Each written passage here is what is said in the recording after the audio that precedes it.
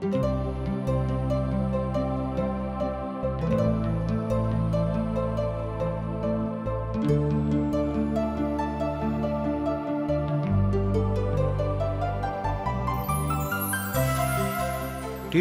India के प्रस्तुति आशक इजोत बाइबल के पुस्तक के क्रमबद्ध अध्ययन अछि, जाहि में अहाँ सबके वह मिलैक जे परमेश्वर द्वारा बनावल गेल मसीह के स्वरूप में जिये के लेल आवश्यक अछि। बाइबल यह बातों के बुनियादी रूपरेखा के सेहो शामिल करै छथि कि विश्वास के दोसर के संग कोना कऽ जियो के अछि। यह यीशु मसीह के अनुसरण करै छी। कृपया देखू आ सुनू, जाहिसँ परमेश्वर अहाँ के जीवन के मार्गदर्शक ठहरे। आशा के इजोत मैथिली कार्यक्रम में हम एक बेर और अहाँ के अभिनंदन प्रभु यीशु मसीह के मीठ आ पवित्र नाम से कऽ रहल छी। हमरा सब पुनः परमेश्वरक वचनक अध्ययन करबाक लेल उपस्थित भेलहुँ हैं। आजुक दिन हमरा सब भजनक पोथी के तकर 107 अध्याय से लऽ कऽ 109 अध्याय धरि जायब। भजन 107 एहि भजनक के पोथी के व्यवस्था विवरण वाला अध्याय के आरंभ करैत अछि। ध्यान दियौक, भजन 107 अर्थात एहि भजनक के पोथी के व्यवस्था विवरण वाला अध्याय के आरंभ करैत अछि। पवित्र पोथी के एकटा महान जानकार बखान दऽ रहल छथि। ओ बाजि रहल छथि कि एहि व्यवस्था विवरणक पोथी में मूसा के द्वारा परमेश्वरक अद्भुत रीति से कथा के रीति के बतायल गेल अछि। अर्थात मूसा और परमेश्वरक बीच में जे कथा भेल रहै तकरा विषय में आख्यान बखान करैत अछि। आ एहि पोथी के लेखक काज एहि तरह अछि जे स्पष्ट सपाट भूमि में कयल गेल छल। आ एहि में मूसा एहि बातक बड़ नीक बखान करैत छथिन जे परमेश्वरक अपन लोक सँ किएक और कोना के सबटा बातक बतेबाक चाही, किएक तऽ तकरा बाद और केओ नहि बचैत छथि जँ हाँ हुनका अपन मनक सबटा बातक बता देने छियनि। बाचाक भूमि के विषय में एहि बातक देखायल गेल अछि, जाहि भूमि पर हुनका सभक शीघ्रातिशीघ्र प्रवेश करबाक रहनि। भजन 107 एहि बातक बखान करैत अछि, जाहि बातक अहाँ व्यवस्था विवरण के प्रभाग में देखैत छी। पहिल भजन अछि, एहि में मुख्य पात्र सब इस्राएली लोग छथि। ओ सब एहि बातक मानैत छथि कि परमेश्वर बाचा के भूमि में लऽ जेबाक लेल इस्राएली सभक तैयार कऽ रहल छथि आर ओ सब ओतऽ जेबाक लेल तैयारी में सेहो लागल छथि। ओ सब अपन बरखक अनुभव के घूरि कऽ ताकैत छथि। एहि बातक लऽ कऽ भजनकार बड़ ठाढ़ भऽ कऽ देखैत छथिन कि हुनका सभक अनुभव कोन तरह के भेल रहनि।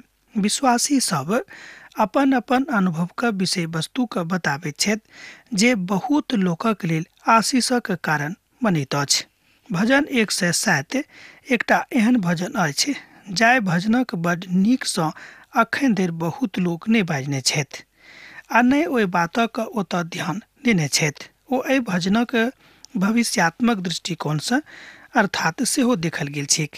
एहि तरह हमरा लोकनि देखैत छी कि ई भजन भजनकार और संगीतज्ञ दुनू के लेल महान आसरा के कारण बन कऽ अबैत अछि। अर्थात संगीतज्ञ आर भजनकार के दुनू के लेल ई भजन महानता के दिस लऽ जाबऽ वाला भजन अछि।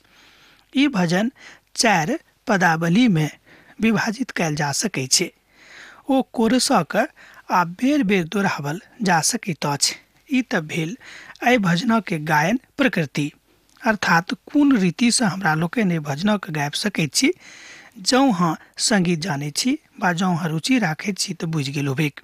हमर विचार में एहि भजनक यहोवा के धन्यवाद दियौन, किएक तो नीक छथि। एहिठाम भजनकार बाजि रहल छथिन कि यहोवा के धन्यवाद दियौन, किएक तो नीक छथि आर हुनक करुणा सदाक लेल अछि। यहोवा के छोड़ायल लोक एही तरह बाजेक जिनका ओ दाम दऽ कऽ द्रोही के हाथ से छोड़ा नेने छथि। एहि बातक अहाँ एहिठाम देखैत छी भजन 107 1 पद में आर 2 पद में। श्रोता मित्र, कतेक नीक बात अछि कि प्रभु हमरा सब गोटे के दाम लऽ कऽ अर्थात दाम दऽ कऽ छोड़ा नेने छथि। अहाँके काज अछि जे दोसरो बेर प्रभुक संगे कथा करियौक आ परमेश्वर कतेक नीक नीक काज केने छथि तकर अहाँ विश्लेषण कऽ कऽ देखियौक कि प्रभु परमेश्वर अहाँक जिंदगीमे कतेक महान आ नीक काज सब केने छथि। परमेश्वर कतेक नीक छथि तकरो ऊपर कभी कभी देखियौक, कहियो कहियो विचार करियौक। अनुभूति यह थिक कि प्रभु अहाँक संगे छथि। अनुभूति यह थिक कि परमेश्वर अपन एकलौता पुत्र का अहीं के खातिर संसार में पठौलथि जाहिसँ हुनका ऊपर विश्वास कऽ कऽ अहाँ अपना आप का अनंत जिंदगी में प्रवेश करा सकैत छी। ई अनेरे कोनो गप नहि भेल, मुदा ई सबटा बात परमेश्वरक पोथीक ऊपर आधारित अछि। पोथीमे कऽ अछि तहन हम बाजि सकैत छी कि परमेश्वर कतेक नीक छथि आओर ओकरा सबके देश देशसँ आ पूर्व आ पश्चिम आ उत्तर आ दक्षिण जौर कयल गेलनि अछि। परमेश्वर सब दिशासँ लोकक जौर कऽ रहल छथि। पुरुष एहि बातक चिन्हिक कि अहाँ कतऽ छी वा अहाँ कतऽ ठाढ़ छी। पूर्व आ पश्चिम उत्तरसँ लऽ कऽ दक्षिण धरि आ प्रश्न उठि रहल अछि जे सब के छथि, मुदा जिनका ओ जोर कऽ रहल छलाह ओ सब के रहथि। परमेश्वर इस्राएली के विषय में कथा कऽ रहल छथि, बात स्पष्ट भऽ गेल होइते। ओ जंगल में आर मरुभूमि के बाट दऽ कऽ भटकैत काल में अपन लोकक अगुवाई केने रहथि। नगरी के ओ देखा देलनि जे नगरी हुनका लेल रहनि। भूख और प्यासक मारे ओ सब विकल भऽ गेल रहथि। तहन ओ संकट में यहोवा के दोहाई दिलनि और हुनका सकेती से छोड़ा लेलखिन और हुनका उचित बाट दऽ कऽ लऽ गेला के हिसाब लगा देलखिन जाहिसँ ओ सबक सब कोनो ने कोनो नगरी में पहुँचे के। एहि तरह हमरा लोकनि देखैत छी कि परमेश्वरक वचन एहि बातक बता रहल अछि। अहाँ हमरा संगे देखियौ पद 7 के। और हुनका उचित बाट दऽ कऽ चलाबे के ओ उपाय लगा देलखिन जाहिसँ ओ सबहक सब लेल कोनो नगर पहुँचे के। एहि तरह हमरा लोकनि देखैत छी कि परमेश्वर सब गोटेक लेल उपाय करैत छथि। जेना ओ इस्राएलीक लेल उपाय केने रहथि, हमरो लेल उपाय कऽ सकैत छथि वा करबाक हेतु तैयार छथि। याद राखू जे भजन व्यवस्था विवरण के पोथी के प्रभागक प्रथम भागमाला में हमरा लोकनि छी आर ओ एही बातक बता रहल अछि। एहिठाम लोकनि देखैत छी कि पंच ग्रंथक के आखिरी पोथी सेहो अछि जाहि पोथी सभक मूसा लिखने रहथि। एहि बातक तऽ हमरा लोकनि जानै छी आ हिस्सा पवित्र पोथी के वचन के परिपक्वता के दिस खूब उचित रीतिसँ लऽ जाइत अछि। अर्थात ओहि बातक एहिठाम खूब नीक रीतिसँ समागम सेहो कयल गेल अछि। जोर दऽ कऽ जँ अहाँ देखबै तऽ पायब कि व्यवस्था विवरणक पोथी तकर 28 अध्याय आ 64 पद से लऽ कऽ 65 पद में एहि बातक पूर्णता के विषय में बखान भेटैत अछि। एहि पर अपन कथा के समागम स्थिति के देखैत छी आ परमेश्वर एहि बातक बड़ाई कऽ रहल छथि कि हम मनुष्य जाति के कतेक मदद कऽ रहलहुँ हैं। एहिठाम भजनकार बाजि रहल छथि, कियाक तऽ हम अहाँके बेर बेर कहलहुँ हैं कि भजन कवित्व शैली के ऊपर आधारित परमेश्वरक पोथी थिक। तैं बहुत बेर हमरा सब कवित्व शैली के एहिठाम देखैत छी, मुदा ओहि बातक बुझबाक के प्रयास कऽ रहल छी। आर यहोवा अहाँके धरती के एक बाट से लऽ कऽ दोसर बाट धरि पहुँचा देता है, कियाक तऽ संपूर्ण धरती के वह सृष्टिकर्ता छथि और संपूर्ण धरती यहोवे के महिमा के कारण खूब नीक रीति से चलि रहल अछि। कियाक तऽ जँ एहि बातक अहाँ नहि बुझबेक तऽ परमेश्वर के महिमा के वाचा के सिद्धांत आ तकर पराकाष्ठा के विभूति अहाँके जिंदगी में नहि हैत। और अपन कथा के हुनकासँ करबाक सेहो इच्छा राखू और ओही तरहक लोक जे प्रभुक नहि मानैत छथि हुनका संगे अपन संगति नहि राखू। एहि बातक भजनकार बड़ जोर दऽ कऽ बाजै छथिन। कियाक तऽ परमेश्वर क्षमा करयवला जरूर छथि, मुदा ओ बेर बेर कतेक बेर अहाँक क्षमा सेहो करतथि। कनेक बातक ऊपर विचार कऽ कऽ देखलहुँ हैं। ओ लोक सब यहोवा के कर्मक कारणे और ओहि आश्चर्य कर्मक कारणे जे ओ मनुखक लेल करैत छथि हुनक धन्यवाद करियौन। भजनकार एहिठाम कहैत छथिन कि यहोवा के करनाक लेल हुनका धन्यवाद करियौक। यहोवा जे किछु अहाँक जिंदगी के लेल कयने छथि तकरा लेल हुनका धन्य कहियौन। हमरा सब देखलहुँ हैं जे परमेश्वर फसल लोकक लेल छोड़ाबैत छथि, मुदा जहन केओ फसल छथि परमेश्वर हुनका छोड़ेबाक लेल तैयार छथि। आ जे अन्हार और मृत्यु के छाया में बचताहा और दुख में पड़ल बा बेड़ी से जकड़ल रहता परमेश्वर हुनका छोड़ेबाक लेल तैयार छथि। एहि बातक सत्यापन अहाँ 10 पद में कह सकैत छी। भजन भेल 107। और हुनका अन्हार और मृत्यु के छाया से ओ निकाल क आनंद देता आनंदित क देता। कियाक तो सबटा बंधन से मुक्त करबाक लेल, अहाँक बंधनक तोड़बाक लेल एहि संसार में आयल रहथि। आ लोक सब यहोवा के करुणा के कारणे और वही आश्चर्य कर्मों के कारणे जे ओ मनुखक लेल करैत छथि हुनक धन्यवाद करियौक। एहि बातक अहाँ एहिठाम देख सकैत छी 15 पद में। भजन भेल 107। कियाक तो पितरक कारक तोड़ देलखिन और लोहा के बेड़ी के सेहो टुकड़ा टुकड़ा क देलखिन। एहि बातक सत्यापन एहिठाम अहाँ 16 पद में कह सकैत छी। कियाक तो पितरक फाटक के तोड़ देलखिन आर लोहा के बेड़ी के टुकड़ा टुकड़ा क देलखिन। अहाँक स्मरण होइत जे कोना के परमेश्वर समौन पतरसक बेड़ी तोड़ क हुनका जेल से निकाल देने रहत। एहि तरह हमरा लोग देखै छी कि ओहि काल में सिलास और पौलुस जेल से बेड़ी खुल गेलै और पिता परमेश्वर हुनका ओतऽ से ल आनलखिन। एहि तरह हमरा लोग देखै छी कि पिता के काज, परमेश्वरक काज सब ठाम होइत रहैत अछि। तहन एहि भजनक जे चारिम प्रभाग थिक ओ थिक परमेश्वरक सुरक्षा। ई एकटा सेहो असगरे गाबऽ वाला भजन अछि। अहाँ असगरे गाबि सकैत छी एहि पद के 107 के 21 पद के। लोक सब यहोवा के करुणा के कारणे और ओहि आश्चर्य कर्मों के कारणे जे ओ मनुखक लेल करैत छथि हुनक धन्यवाद होइके। हमरा सब एहि बातक देखै छी मित्रवर, परमेश्वर चाहैत छथि कि अहाँ हुनक धन्यवाद करैत रहियौन, किएक तऽ ई हुनका नीक लागैत छनि। एहि बातक अहाँ एहिठाम 22 पद में देख सकैत छी। तकरा बाद आगाँ बढ़ैत हमरा लोकनि देखै छी कि परमेश्वर शक्तिमान छथि। और एहिठाम अब आखिरी भजनमाला के अर्थात एहि भजनमाला के आखिरी प्रभाग में हमरा लोकनि देखै छी कि लोक यहोवा के करुणा के कारणे और ओहि आश्चर्य कर्मों के कारणे जे ओ मनुखक लेल करैत छथि हुनक धन्यवाद करियौन। एहि बातक एहिठाम बचायल गेल अछि पद 31 में। भजन भेल 107। एहि कोष में, एहि परिप्रेक्ष्य में हमरा सब आधारभूत आधारहीन बातक बहुत बेर खोजै छी जे उचित बहुत बेर नहीं लागैत अछि। जतेक बड़ाई प्रभु के करबाक चाही ओतेक बड़ाई हमरा सब नहीं कऽ सकैत छी वा करे के प्रयास सेहो नहीं करै छी। अब जे केओ बुद्धियार छथि ओ एहि बातक, एहि सबटा बातक ऊपर ध्यान करता और यहोवा के करुणा के ओ खूब अपना ऊपर मनन कऽ के बुझता जे प्रभु हमरा ऊपर करुणा करैत छथि। एहि बातक अहाँ एहिठाम 43 पद में देख सकैत छी। इसराइली के बड़ाई आ चलन। एहि बातक हमरा लोकनि देखै छी भजन 108 में। ई दाऊदक और एकटा भजन अछि आ ई बड्ड अद्भुत भजन सेहो अछि। एहि भजन में पहिल प्रभागक आधारक हिस्सा अछि जे भजन 57 जकाँ ई भजन थिक आ आखिरी के हिस्सा भजन 60 जकाँ अछि। मुदा एहि कारणे आलोचक सब, समालोचक सब सेहो एहि भजनक एहि दुनू प्रक्रिया के, दुनू प्रकृति के भजन मानैत छथि। पवित्र पोथी में आनल गेल और स्थान देवल गेल अछि, मुदा ई तक कहियो नहीं होइत जे ई बहुत गंभीर स्थिति में मनुख का मदद नहीं करतीक।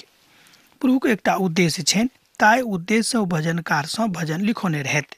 आ हमरा लोकनि जानै छी कि बहुत केओ भजनक पोथी से बड़ आशीष प्राप्त कयने छथि। ओ एहि तरह के छथिन कि हे परमेश्वर हमर हृदय के स्थिर करू, जाहिसँ प्रभु हम गायब क आ बजा क अपन आत्मा से भजन सेहो कऽ सकी। एहि बातक एहि तरह भजनकार एहिठाम कहै छथिन। कने देखियौ, हे परमेश्वर हमर हृदय स्थिर अछि, हम गायब और अपन आत्मा से भजन सेहो गायब। एहिठाम भजनकार स्पष्ट कऽ रहल छथि कि हे प्रभु हमर मन अहाँ में स्थिर अछि, हम अहीं के भजन मात्र गायब और दूसरा के नहीं गायब। ई इसराइली के पवित्र भाव आर हुनक पवित्रता से सन्निहित बातक के विषय में समागम कऽ के आगाँ लऽ जाइत अछि। किएक त इसराइली के प्रभु परमेश्वर पुनः घुरा के बाचा के भूमि पर आनि रहल छथिन। आही बातक एहिठाम समग्र रूपे बतायल गेल अछि, विस्तार रूपे बतायल गेल अछि। परमेश्वर अपन पवित्रता के अनुसार, परमेश्वर अपन पवित्रता के अनुकूल लोक से कथा करैत छथि आ लोक के प्रफुल्लित होयबा के अवसर भेटैत छनि। एहि बातक हम सत्यापित कऽ सकैत छी। पद 7 में भजन भेल 108।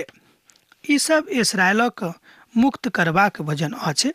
ओ स्वयं के अपना में देखैत छथि। ओ हुनका सभक मध्य में हुनका सभक आशीषक बाँटि रहल छथि आ ओ बातक अभिवादन कऽ कऽ इसराइली परमेश्वरक अर्थात इसराइल के परमेश्वरक बड़ाई कऽ रहल छथि। एहि के अनुसार जतेक इसराइली गोत्रक लोक छलिक, हुनका अनुसार ओ हुनका सबके भूमि दऽ देने रहनि। एहि के बादो ओ सब प्रभु के धन्य कहे में, प्रभु के बड़ाई करे में बहुत बेर कोताही करैत छलखिन, कंजूसी करैत छलखिन, जे बात उचित कोनो तरह नहि लागैत अछि। भजन 105 अहाँ बाजि सकैत छी कि एकटा प्रभु यीशु मसीह के प्रताड़ना के भजन अछि। एहि भजन में प्रभु यीशु मसीह के प्रताड़ना के बखान मिलैत अछि। भजन 109 मुख्य संगीतकारक लेल लिखल गेल अछि। ई दाऊदक एकटा भजन अछि आ ई भजन मसीह पर आधारित सेहो एकटा भजन अछि आ ई भजन मसीह के दुख उठेबाक तस्वीर राखैत अछि। एहि भजनक यहूदा अस्करियोतीक भजन सेहो कहल जाइत अछि। यहूदा के विषय में बाजैत अछि। पतरस एहि भजनक उपमा दैत छथि, किएक त ई भजनक पोथी में लिखल गेल अछि। तैं ई घटनाक स्पष्ट कयल जा सकैत अछि। प्रेरितक पोथी तकर 1 अध्याय आ तकर 20 पद में सेहो एहि बातक ऊपर बहुत विस्तार पूर्वक बतायल गेल अछि। जँ अहाँक लग पवित्र पोथी बाइबिल अछि तऽ अहाँ एहि बातक देख सकैत छी, एहि बातक बुझि सकैत छी, एहि बातक समझ सकैत छी। प्रेरितक पोथी तकर 1 अध्याय और तकर 20 पद। किएक तऽ भजनक पोथी में लिखल गेल अछि जे ओकर घर उजड़ि जायक आर ओहिमे से केओ नहीं बसैक आर ओ पद केओ दोसर पद नहीं लेक। एहि तरह एहिठाम भजनकार ओहि बातक बता रहल छथि जे हमरा सबके तैयार आ तैयारी के जीवन सेहो बितेबाक अछि। जँ अहाँ तैयार नहीं रहब आ तैयारी के जिंदगी नहीं बिताएब तऽ ई बात कोनो तरह अहाँके जिंदगी में फलीभूत नहीं होइते। यह अहूँक बुझबाक आजुक दिन आवश्यकता अछि। अहाँ हुनका कोनो दुष्ट मनुखक अधिकार में राखू और कोनो विरोधी और दाहिना दिस लड़ि रहल अछि। आ जहन हुनका न्याय कयल जायक तहन ओ दोषी निकलेके और प्रार्थना के बाद हुनका जिंदगी में अछि कि नहि तकरो विषय में विश्लेषण करबाक अछि। हुनक दिन कनेक हुएक और ओकर पद सेहो खत्म भऽ जायक। एहि तरह हमरा लोकनि देखैत छी कि बहुत बेर एहि तरहक परिस्थिति मनुखक जिंदगी में उत्पन्न भऽ जाइ छै कि मनुख कतौ के नहि रहैत छथि जँ हुनक संगति, जँ हुनक प्रेम प्रभु के साथ प्रगाढ़ नहि भेल छनि आ हुनक धियापुता वाला जे छथि ओ अनाथ भऽ जाइत अछि। किएक नहि हेतैक? कारण की अछि? केओ प्रभु के छोड़ि दिअ वाला लोग छलाह, बाद लोग छोड़ि दैत छथि। हमरा सब प्रभु से बहुत बातक के अपेक्षा राखैत छी, मुदा हुनका लेल किछु करबाक हेतु तैयार नहीं रहैत छी। भजन 109 आ तकर 6 पद से लऽ कऽ 9 पद में अहाँ एहि बातक के सत्यापन कऽ सकलू हैं।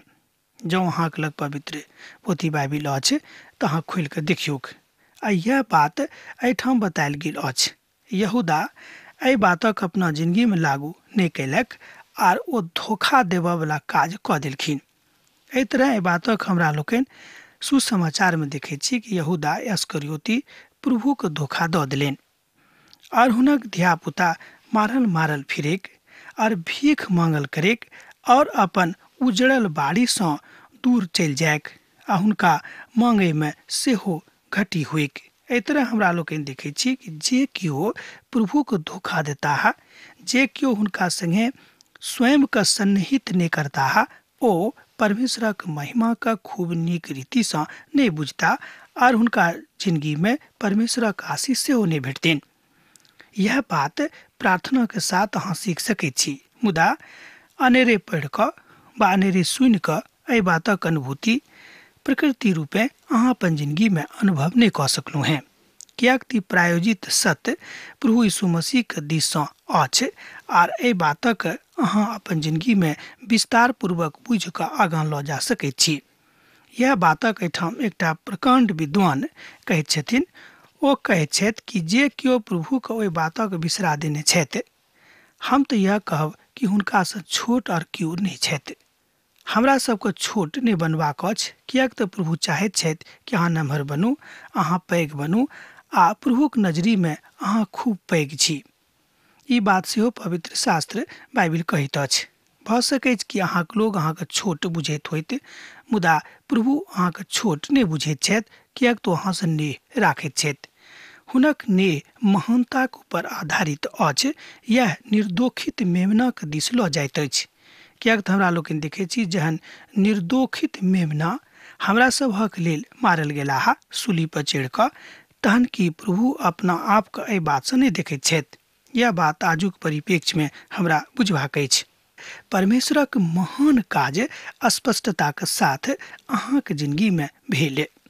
प्रभु अहाँके चाहैत छथि, प्रभु अहाँ से नेह राखैत छथि, तैं शैतानक अपना जिंदगी में काज नहीं करऽ दियौक, कियाक तऽ हुनका हाथे कोनो काज जो अहाँके जिंदगी में भऽ रहल अछि, एकर मतलब भेल कि अहाँ प्रभु से नेह कने कम कऽ देलहुँ हैं। ई कतेक दुखद बात अछि जहन हमरा सब मनुख भऽ कऽ परमेश्वरक दोषी साबित करैत छी वा प्रयास करैत छी। ई अधिकार तऽ हमरा नहीं देवल गेल अछि आ नहि अहाँके देवल गेल अछि। मत्तीक रचल सुसमाचार तकर 26 अध्याय आ तकर 24 पदक अनुसार अहाँ एहि बातक देख सकैत छी। मनुखक पुत जिनका विषय में नेना लिखल गेल छलनि, जाहि बातक अहाँ ओतऽ पढ़ि कऽ देख सकैत छी जो अहाँके लग पवित्र पोथी बाइबिल अछि। मनुखक पुत जिनका विषय में लिखल गेल छलिक, अर्थात जाहि विधि से हुनका एहि संसार में अयबाक रहनि, ओहि विधि से ओहि संसार में आबि कऽ मनुख जाति के लेल द्वार खोलि कऽ हुनका लेल समस्त बात प्रशस्त कऽ देलनि। अर्थात हुनका अयला के बाद मनुख जाति के लेल उद्धारक द्वार खुजि गेलिक। यह बात ओ एहिठाम आबि कऽ सफल कऽ देलखिन। यह हमरो सभक बुझबाक अछि कि हमरा सब अखन धरि हुनक नजदीकी में, हुनक सन्निहिता में अयलहुँ हैं कि नहीं। जँ अहाँ देखबै मत्तीक रचल सुसमाचार में तऽ एहि बातक स्पष्ट ओतऽ कयल गेल छिक। प्रभु यीशु तऽ अपन पिताक इच्छा सँ एहि संसार में आयल रहथि, मुदा कि हमरा सब हुनक इच्छा के पूरा कऽ रहल छी? कनिक ध्यान दियौक कि हमरा सब हुनक इच्छा के अपन जिंदगी में पूरा कऽ रहल छी वा कोनो रीति सँ ओहि बातक मानि रहल छी जे पिता हमरा जिंदगी सँ चाहैत छथि। तैं एहि भजनक भजनकार एहिठाम स्पष्टता के साथ बखान कऽ रहल छथि कि प्रभु अहाँके बनौने छथि, ओ अहाँके बनौनिहार छथि कि अहाँ हुनका माननाइ आरम्भ कयलहुँ हैं, कि एहि बातक ज्ञान अहाँके जिंदगी में भेल बा अहाँ एखनो एहि बातक अन्यथा में लऽ रहल छी। कियाक तऽ बहुत बात हमरा सब अन्यथा में लऽ लैत छी, यथा में नहीं लैत छी। यह गलती कऽ कऽ हमरा सब मनुख कऽ एम्हर ओम्हर कऽ दैत छी। पिता परमेश्वर जेना चाहैत छथि ओना हमरा सब अपन अपन जिंदगी में काज नहीं कऽ रहलहुँ हैं। यह बात आजुक परिप्रेक्ष्य में, आजुक संदर्भ में हमरा सब गोटे के बुझबाक अछि।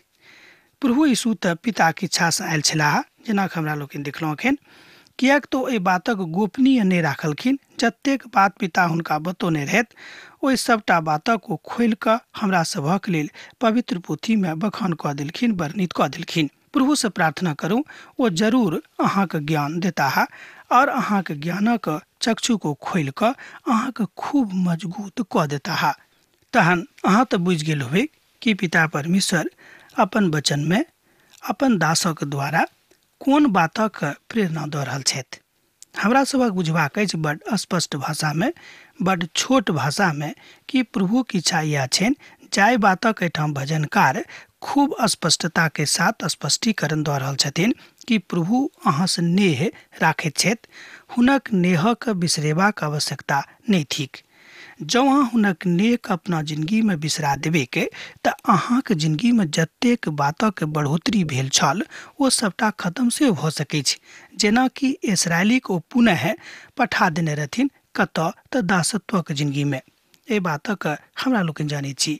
पुनः हमरा सभक जिंदगी में एहि तरह के बातक के एहि तरह के घटना के प्रावृत्ति बा पुनरावृत्ति नहीं हुई के जो प्रावृत्ति भ रहल अछि त तकरा रोक के राखियो जाहिसँ पुनरावृत्ति नहीं हैत। यह बात आजुक परिप्रेक्ष्य में जे सबसे जरूरी अछि कि हमरा सबके अपन गलती के स्वीकार करबाक अछि कि हमरा सब गलती कऽ देलहुँ हैं। हे प्रभु अपन ज्ञान से, हे प्रभु अपन सामर्थ्य से, हे प्रभु अपन दया से, हे प्रभु अपन करुणा से प्रभु हमरा पर दया करू, कियाक त प्रभु अहाँ करुणा निधान थिको हैं। एहि बातक एहिठाम भजनकार बद स्पष्टता के साथ बखान कऽ रहल छथि। अब आजुक अध्ययन हमरा एहिठाम समाप्त करबाक आज्ञा दिया। पाती लिखैत रह बिसरायब ने। यीशुक नेह अहाँक जिंदगी में बनल रहे। आमीन। हमर विश्वास अछि कि ई कार्यक्रम अहाँ के लेल लाभदायक सिद्ध अछि। हम चाहै छी कि अहाँ अपन आशीषों के हमरा संग साझा करू। जँ अहाँ के नजीक बाइबल से आ जीवन से संबंधित कोनो प्रकार के प्रश्न भ सकै अछि तो अपन समस्या के लेल प्रार्थना करबा के लेल जँ चाहै छी तो हमरा फोन नंबर पर जरूर संपर्क कऽ सकै छी। परमेश्वर अहाँ सब के लेल एकटा सुंदर, सुखद, आनंदित दिन प्रदान करैक।